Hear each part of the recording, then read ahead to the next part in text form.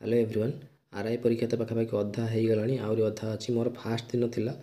मुझे आसला पर भावुली गोटे बनईबी बोली केतटा कौन करहब बट देखली प्राय क्या क्वेश्चन टाली कर ना वेट कली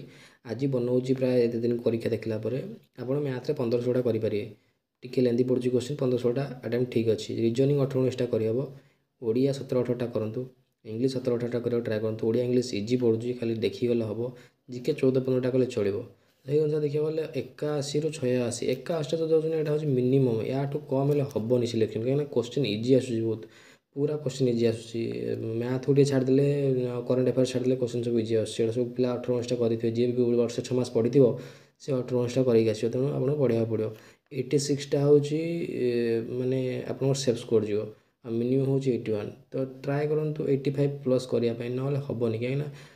क्वेश्चन इजी आसूँ कट ऑफ बहुत भल क्वेश्चन इजी आसूँ।